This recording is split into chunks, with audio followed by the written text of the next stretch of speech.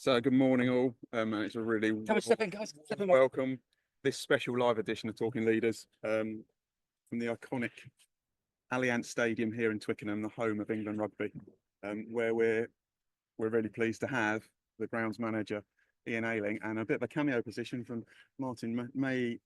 How do I pronounce your name? Sorry, Matum, who's head groundsman over at Hull. He's got many another name. Yeah, that's what was all confusing me, Ian.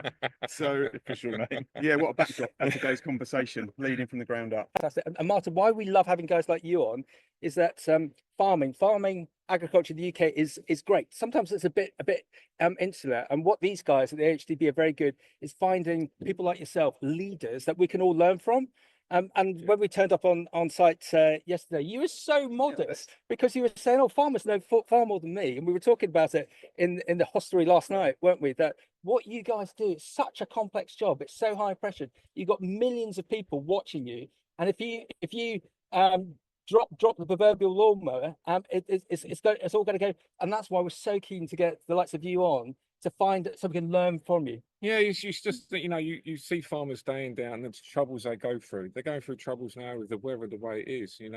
We're lucky we can turn the water on, irrigate the pitch. They can, but only certain farms can. Yeah, I'd imagine so, because of the shortage of water, the reservoirs as well. Yeah. But we can switch the water on. We can switch the water on any time of the day. During the winter, we can switch the heating on to warm the pitch up. Yeah. So we've got those controls. We can control the controllable. Yeah. Okay. Farmers don't have that luxury, I would imagine. Yeah. I know nothing about farming. Yeah. As I said to you yesterday, when the farmers watering their crops, I know it's going to be sunny. That's when I'm on holiday. Yeah. I know it's going to be a gorgeous day. I know when they're going to be fertilizing. Yeah. I know it's going to be raining. Yeah. So that's when I drive down the road and I see that happening, I do look out for that and what they're doing at a certain time of the year. And you made this great comment last night, Martin. Ian was saying how we all of you used to watch Country File back in the day, because it was the last 5 minutes as to what the weather was going to do. Yeah. But now we've all got a gazillion apps. And Martin, what's your connection with Ian?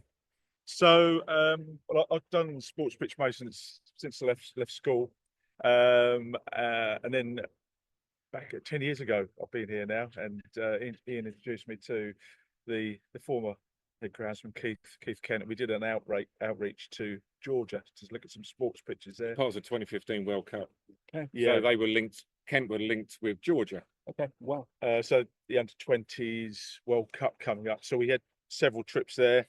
And then on the back of that, I was invited back by Ian and Keith to come and help out in the Rugby World Cup, which was 2015. Yeah. And then since then, just been part of the team and coming to match days before match days, whenever needed, really. Yeah. Thoroughly enjoy it. Yeah. He's a legend of our Saturday team. When I say to people I've got a Saturday lad, they expect a little 16, 17-year-old. I say no, this one's 53.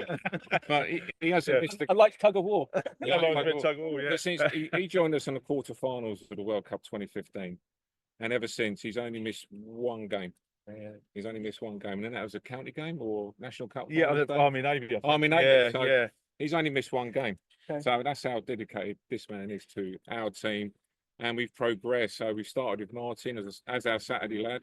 And now there is another 6 Saturday lads that help us on a match day. Yeah. On an international match day, on the big event days where we need to come in after the England and the opposition train on the day before an international. Yeah. And we do a semi-prep that evening. And on the international morning, we do a full prep, another full prep. And these lads are beneficial. They help us. We're mowing the pitch 3 times in that day. Wow. And farmers love to know. My farm is this big. How big is your farm? How many stock have you got? Twickenham. What size is it? What capacity? How many in your team? Talk us through the year. Go. So Twickenham is an 82,000 seater stadium. It got made up to 82,000 in 2008 when the old South Stand was up, so we're up from 75 to 82. It's a 12-acre site. It was bought in 1905 for £5,000. Surrounded by fields. And this was a cabbage patch. This was all allotments. So all this area was allotments in 1905. So England were looking for an area to play all their international games. So they found this plot of land, what we're standing on now, in 1905. In 1907, they played their first full international match against Wales or Scotland, one or the other. So from then on, they built stand after stand, and to the present day, this is what you've got now. Okay. So yeah, this pitch, yeah, it all used to be allotments. So Okay. it's a 12-acre site. Plus, we've got the 2 car parks down at Rosebine that we look after. So anything green and growing, we look after. Not the seats, nothing to do with the Okay. seats, but anything green and Really growing, great. we It's your look after. department. Okay. So yeah, when I joined in 1998, there was only one of me, but we had 12 ground staff Okay. who looked after the whole site. Yeah. But there was only one groundsman, and they used to come and help me when they came because they had all their other jobs done. Then in 2000, in 99, 2000, went up to 2. Then Keith joined, took us up to 3. So from then onwards, up until 2019 or 2020, there's only been 3 of us. So from 2020, we slowly built our team up. So we've got a full-time team now, 5. Okay. So still looking after all the site, and but this is the main priority. The pitch comes first with anything that we do. Yeah. And so yeah, so as I said, from 2015 onwards, we had Martin, and we grew out our Saturday team to. So there's 12 of us work on an international day now. Yeah. Okay. 12 to 13 people. Okay. And that pitch, how old is that pitch? What's the? So the current pitch you see there now was redeveloped in 2012. Okay. We knew we was getting the World Cup in 2015. Closer to the mic. Sorry, 2015. So our current pitch was from we got the go ahead in 2012. The previous pitch before that was 1999, 2000. The pitch before that hadn't been touched since 1963. Wow. Had an old farm drain going down the middle, and we had a 10-meter herringbone clay tile drainage system. Of course. And they only used to top dress the wings back in before I came. They only used to top dress the wings. So the pitch every weekend, and you try and get the best out of them. But we do have a laugh and a crack, and we do have a beer. You know, we do have a beer. At the end of the day, we have a beer, and just reflect on what we're doing and what we've done. I think those points are so valid, that trust and togetherness is something I always say, that if you trust people, it brings people together. And then we spend so many hours at work. We need to have some fun. You've got to enjoy it. You've got to, and I must admit, from being here over the last few days, you can really sense that family feel, and that people bringing people in together. Oh yeah, there is going to be days where someone's not on form. Yeah. And you just got to deal with that. The best thing I do with people who are not on form, just leave them alone. Just leave them alone. Just let them get on do what they got to do. They will still do the job. Yeah. But there's something going on. Bit of space. Bit of space, and just leave them going on. And they come back, and then we have the banter at the end of the day. But the main priority is making sure this is fit. On a Saturday, it used to be 3 o'clock. It could be any time now on a Saturday. At 3 o'clock on a Saturday, make sure the stripes are light and dark, and the white lines are white. You know, end of the day. And that's what, you know, the time on a Saturday or a Sunday, whenever the match is going to be, never moves. You know, so you just got to, whatever you got to do, you just got to hit that mark. Yeah, and that's really important, because there's got to be some pressure there. It's high performance. You've got the teams that have got to do their bit, but you've got to prepare a surface for them to be able to do their job, which can be huge amounts of pressure. I think you've alluded to it already, but keeping that team on the full game, on their A game, or being at the A game when they are, and keeping them mentally fresh. We talk a lot now, particularly in agriculture, and I don't think it's represented across the class. There's a lot of challenges with mental health. And there is. I'd rather call it mental fitness, because I think it goes up and down. It does You indeed. need to, but how do you, other than giving space, how do you make sure that everyone in the group is on their A game when you need them to be I honest? think majority of the time we do ask each other how everybody is, and I think my wife said something to me a couple of years ago, and you can ask you, how are you, but you reiterate, how are you? Yeah. And you have to ask that question 2 or 3 times to get the honest answer out of someone. And if they're not having a good day, I'll say, do you want to have a chat? And if they don't want to have a chat, you know, vice versa. Yeah. But you just got to play that. Mental health is a big issue. And, you know, when it comes to an international match and you say to the lads, it's out of my control. France aren't turning up until 4 o'clock on Friday. We can't start work until 5 o'clock. I know you want to get home, but today you just can't do it. And I will find you time, and then the week after, to give you that time back. And stuff like that. It's the balancing game Yeah. of And it's looking after. it's always going to be like, I think the world is like that now. Like, it's not 9 to 5. It's not 9 to 5. You've got to have an understanding of what you're Guys, I'd be Oh, really intrigued to know. Sorry, Russ, Sorry. leadership skills. It's a bit of a buzzy phrase, but you can't go to college, university, can't go online to learn how to. I'm not sure I quite like the word leader. You guys don't come across as leaders, but you are responsible, and you've got to get the best out of your guys. But it's almost like empathy. They want to do the best they can. What's that magic dust, do you think, of being a leader? Martin, go. I think it's been a people person, really, which Ian very much is, and it brings up this culture. We're all quite a tight knit group Yeah, I here, can see that. Yeah. so everyone's looking after each other. Yeah. So yeah, even if someone else doesn't recognise that someone's having a bad time, someone else will. But Really. we're always people helping each other out. And Socially, we do a lot together. can I make an assumption that you've learned this through sports?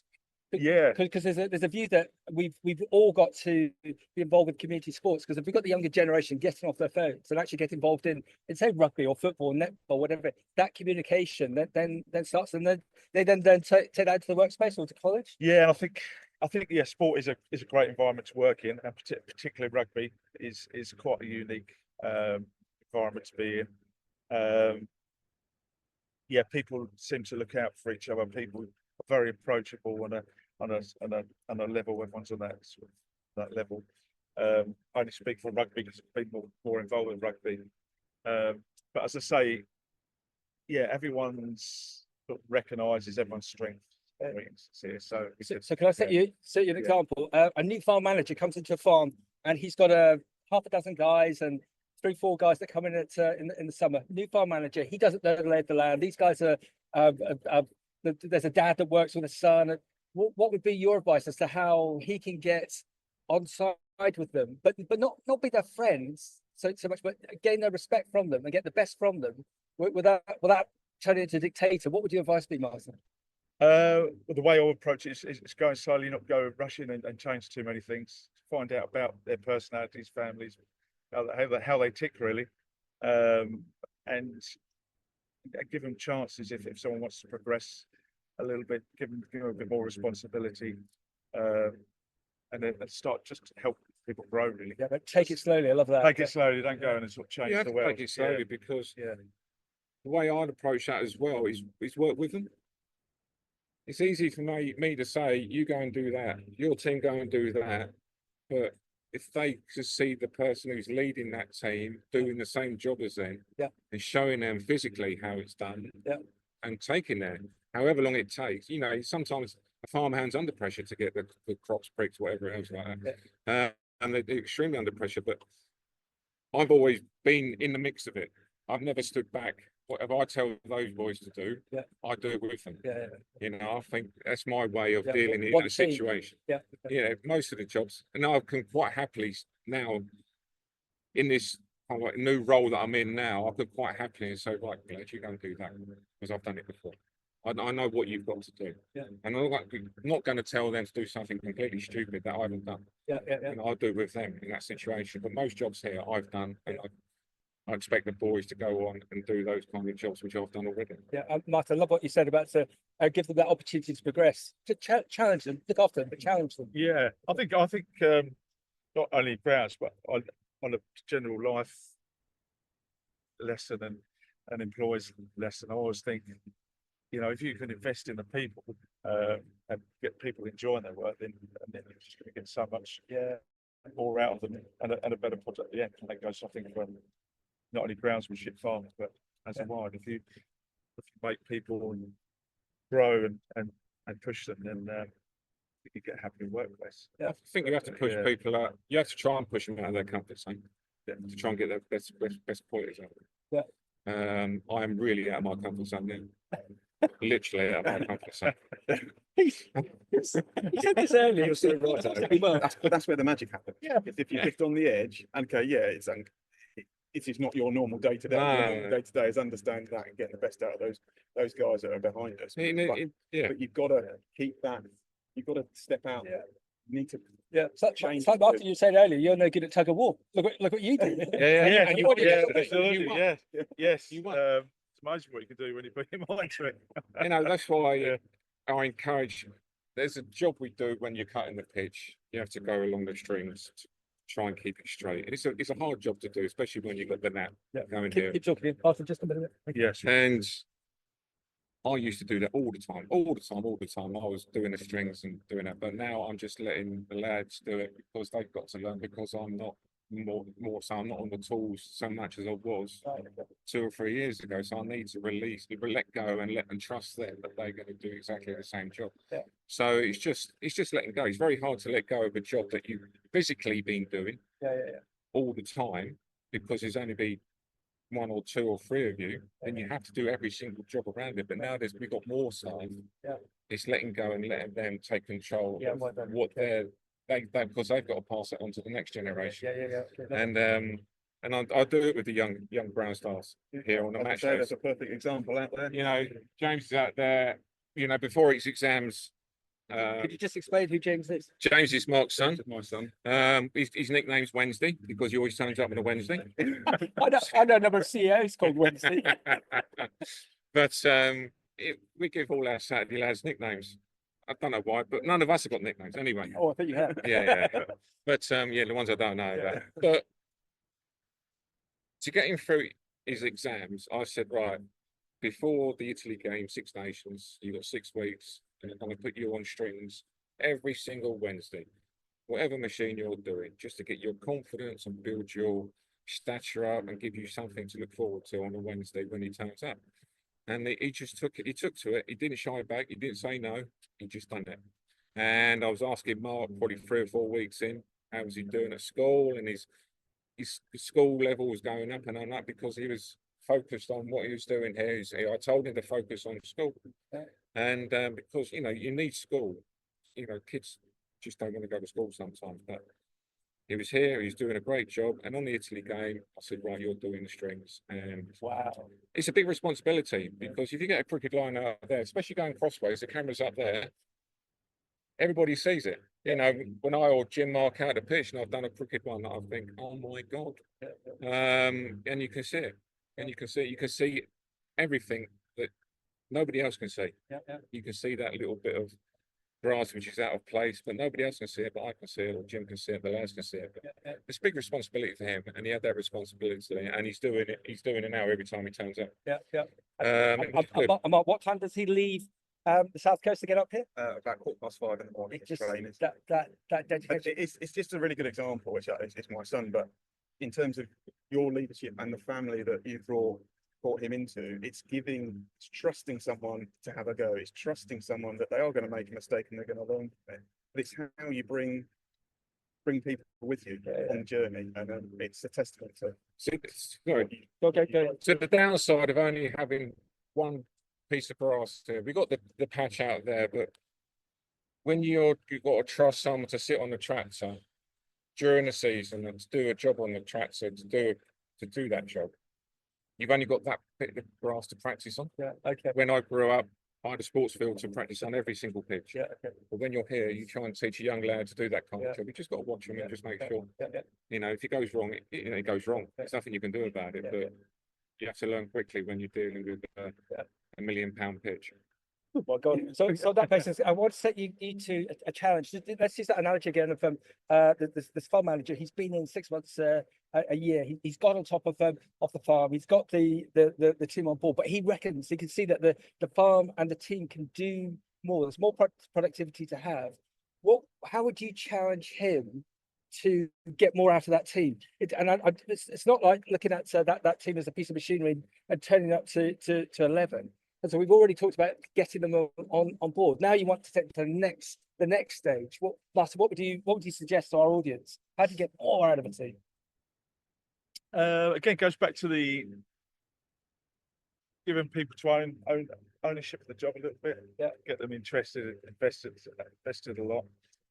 Invest in them really, because I think once they show that you're giving them something, they're gonna give you back twice from, and that's kind of what happens here, because Ian and Jim give, especially the young lads, that responsibility. They can't wait to get it. Really? Yeah. They want 5 to do o'clock their, in the morning. Yeah. they want to do their best job, and they don't want to let you down. Yeah. So they switch on, and Yeah. and So it's it like creates that environment. So Yeah. it's like delegation, still watching over them, Yes. and being there.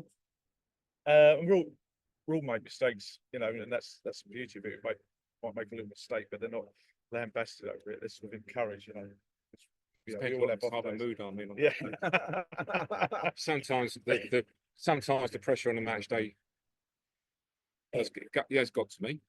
So, I put my hands up, Yeah. and what's the if point if somebody does something wrong, I do raise my voice a little bit. But sometimes, in my world, the shock treatment kind of like works in that sense, because they know they won't. Yeah. If they do it again, then I'll calm down a bit. But if they keep doing it, Yeah. I'll just take them to one side and Yeah. just say, you know, Is it- just think about what you're doing. Because is it the expression that, so if you make a mistake, but it's above the waterline, you've learned, Yes. and you'll never do it again, Yes. but you've learned. Yeah, and if you do it twice, and then you know you sort of open yourself up for a rollicking. But yeah, it doesn't seem to happen twice, because people learn quickly, and it's done in the best way, in a good way. And then 2 minutes later, it's forgotten. Yeah. We're on to the next job. Yeah. And then we're having a beer, and then but that's the environment that's been created here, really. It's With that environment, Yeah. I'm always, at the end of the day, I will take them to one side, shake their hands, and say, "You've done a good job." For it. And I don't know, Mark, many farmers who would actually be proud enough to do that with their team. There are some great farmers that probably do that, but no, I think that culture of positivity that is set, and I've experienced here, and my son is amazing, because it is you're thanking, you're giving praise for doing something really well. You also get some really good feedback, and that comes from everybody. Just little pointers, do this, do that, and nothing's ever a silly question. It's and that's a growth mindset. That's how people thrive, and we thrive as a team. Yeah, my predecessor taught me something that he'd done naturally.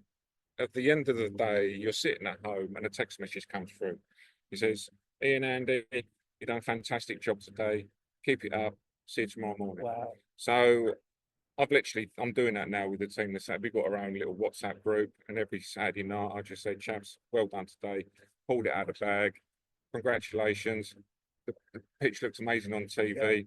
Pat yourself on your back, on the back." Yeah, and again, I'd encourage farmers to do that. Just because Simple little things. It's simple little things, yeah. It goes a massive amount of way. I should imagine it's really hard, because obviously farmers, it's high pressure. It's their living. So when the pressure's on, that's when I suppose it's more difficult to do that. But I think if you can manage it when they're it's in those high pressure Thank you. times, then It's the- then Yep. then you'll And there's it does goes help. a long And there's way. been really to good thank examples. you, There's a really good Yeah. dairy farmer that we know up in Cheshire, the Haltons. They will always they toast the cows on a Friday night, which basically they invite the whole team into their house and have a beer at the end of the day. and not toast the cows. No, I've also- seen cows on TikTok inside the house. And Karen won't mind us saying, and she'll listen, and she's got that they also employ a masseuse. They do.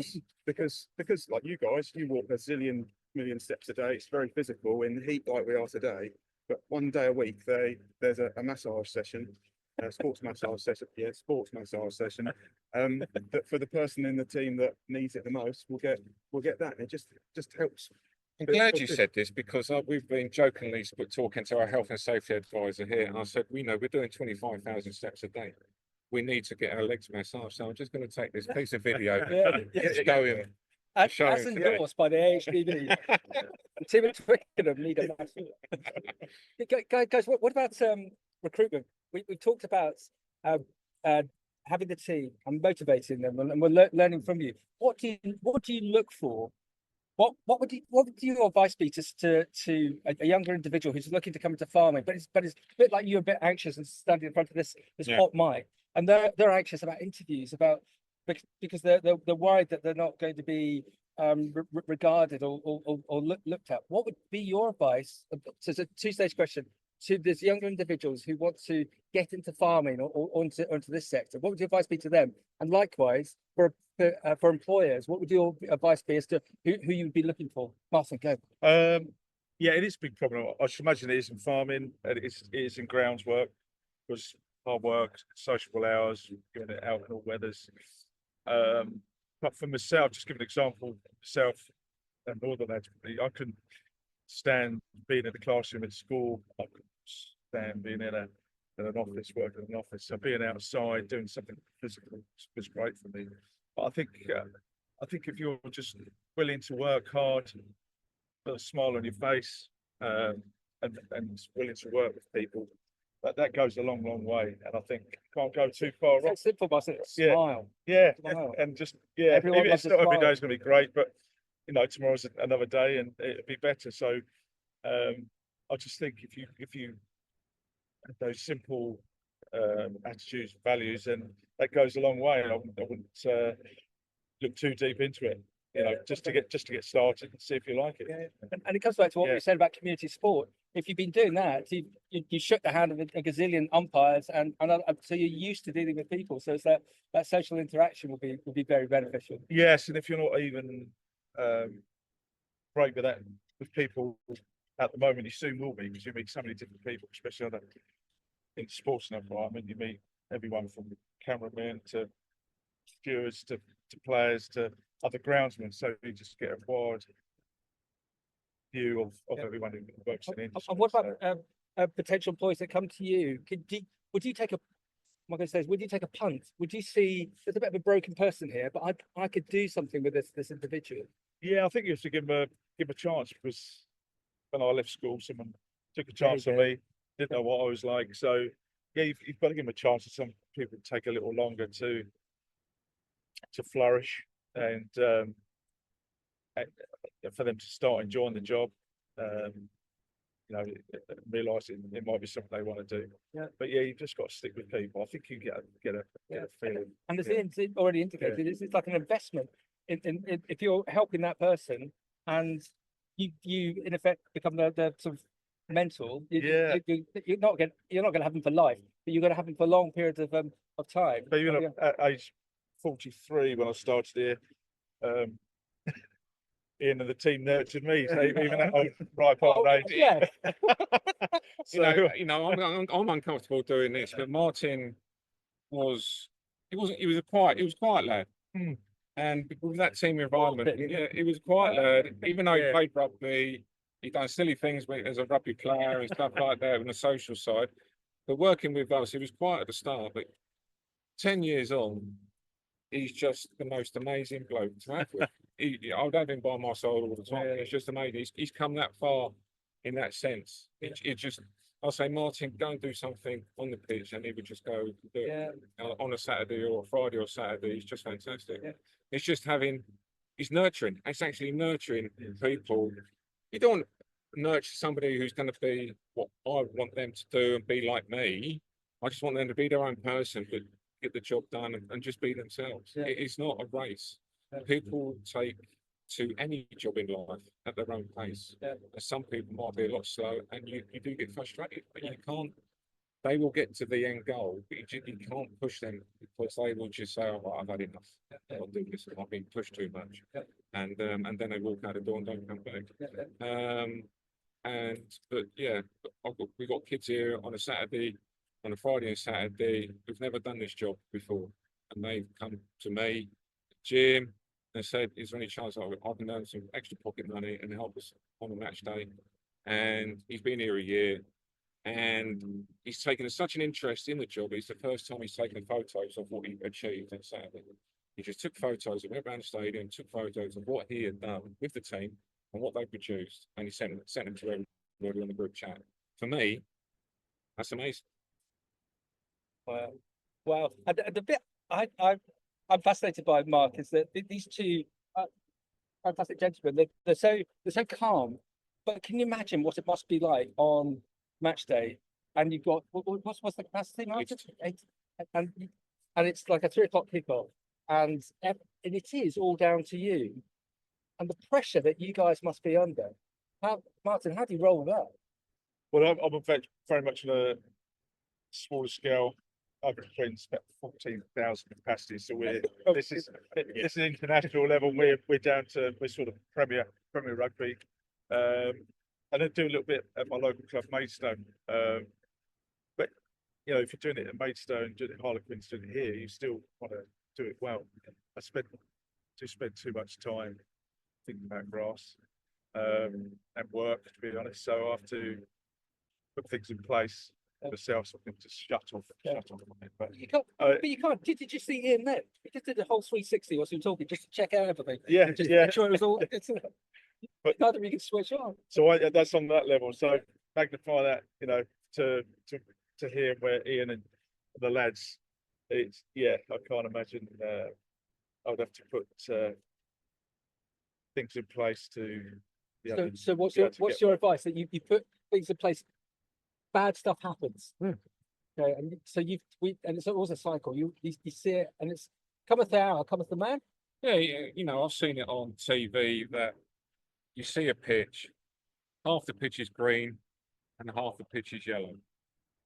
As a groundsman, you know why it's happened. The spray is broken down. There's nothing you can do about it. That is life at the end of the day. Yeah. But they get 3 o'clock. They still play football. They still play rugby. And you can control the ball, but when something goes wrong and you can't fix it, you just got to say, and let the people who are above you, let them know that something's gone wrong. Communication. Communication is the key. As long as everybody knows that something has gone wrong, and there's no way of dealing with that before 3 o'clock on a Saturday afternoon, you just have to go with it. You feel crap inside, but you just won't let it. You try and not let it happen again. You know, a mower breaks down, a sprayer breaks down, or a rotary mower, you rotary and mowing the pitch beforehand, and it suddenly drops a level, and you scalp it. My God. And it's happened. It's happened. Yeah. But there's nothing you can do. You can't grow that grass back before 3 o'clock. Yeah. You just got to go with it. Yeah. And I can't say the word, but it does happen. Yeah. Crap does happen. Okay. But let's page on the positive. Martin, what's been the highlights of your career in doing what you do? And then send to you, Ian. Go on, you get the highlight. Being invited when I first started here to the World Cup. We was here from the quarterfinal. Myself and a guy Colin, who's from a local rugby club. Got invited from the quarterfinals to the final, and it has to be the final. Really, just being. What was that? Was that a text message, phone call, a letter? No, we were here invited by Ian and Keith Kent, who was here previously, to help out from the quarterfinals, semi-finals, and got invited to the World Cup final. Which was, it doesn't get any bigger than that. So I hope you got a picture. I hope you got that picture. Yeah, we got a couple of pictures. Yeah, but just being here and watching how it's done and prepared for a World Cup final, you can't probably won't see that again. Really. So, Ian? Yeah. The highlight of your career. Oh, you're going through your memory bank. Yeah. Oh, there's so many, man. There is a few. You know, the first European Cup final in 2000. Oh, well, it was done. You know, Northampton were playing whoever in the semi-final. If Northampton won, the final was going to be here. So Northampton won their semi-final, and Northampton played Munster here. So that was a great moment because all my in-laws are from Munster. So that was fantastic. In the World Cup 2015 final, the peak of your career because everybody wants to produce a pitch for a World Cup final. My daughter singing for the first time the Irish national anthem. Proudest moment. But yeah, there's many a moment. But I don't take this place for granted. I don't rest on my laurels because I've been here 28 years. If I rested on my laurels, and I wouldn't be here today. No, but there's also time to celebrate. There's another thing with them farming. What do they say, Mark? A farmer has 56 harvests in them, and when you get to the end of harvest, it's like, let's as you do, go down the pub. We must celebrate as well. All that hard work that we do in our roles. Yeah, we've got quite good social side of it as well. Once, especially in the autumn, we autumn internationals we did Six Nations. We did a Italian night, French night, and the Scottish nights, we did different things for that, went out for drinks and food. So yeah, we do celebrate it. We also have a quick beer after we finish mowing on a Friday or a Saturday. So yeah, we do make sure that we appreciate these moments. Yeah. Wow, what been a really good conversation, hasn't it, Max? In terms of what we're talking about, there's so many points that you have pulled out in terms of getting the best out of people and getting the best out of people, bringing them into a community, creating a family, understanding each individual and always driving to their strengths and helping them develop and push forward and having some fun. Because we're a long time gone and we spend so much time within the workplace that we can see just the pride and the care that both of you have for your jobs, your role, and the teams that you're in. It's just it's phenomenal. Yeah, it's a huge amount of stuff we get there. Just say a few words to the farming community. What you guys have learned in doing your jobs and the teams that you've created. Just tell everyone within the farming community how we should be doing it from what you've learned in your career. Martin, you go first. Yeah, it's a difficult one really because we're different pressures, etc. I've just all farmers are hard working. I've got from Kent, so I've got quite a few mates who are fruit farmers and etc. So I know how hard they work. But yes, as I said before, all about sort of getting your head down, work hard, and make sure you look after staff, and make sure you look after yourself. Yeah, well done. So it's very important. And then when you do get those downtimes, just make the most. Really, Thank you. Yeah, exactly the same. You know, you have to look after yourself first. You know, family comes first, and everything stuff like that. The job is your livelihood, and you see it on the TV, you see it on the country farm, how hard the job is as a farmer, on what they can do, thinking outside the box, doing different stuff to keep their livelihoods above ground and water. Yeah, we know what You know what I mean. But you see it day in and day out about the farmers. All you can do is do your best. You can't help the weather. You can't help what happens naturally. All you can do is when those crops or when the crops are ready to go, you always work hard.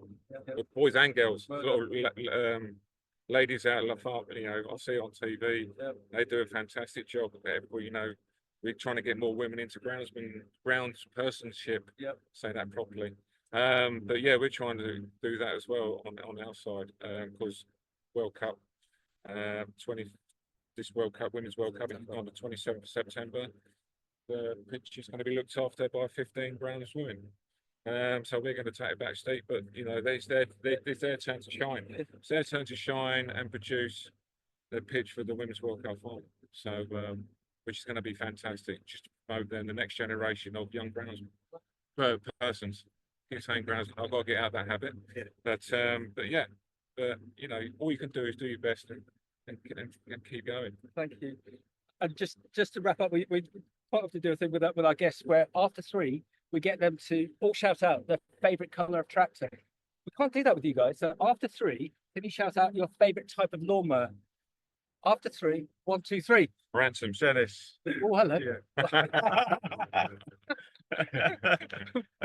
Brilliant. Only because I grew up on Ransom. What a fantastic discussion, and thank you both for giving a bit of time up to chat to us in this iconic Allianz Stadium, the home of England rugby.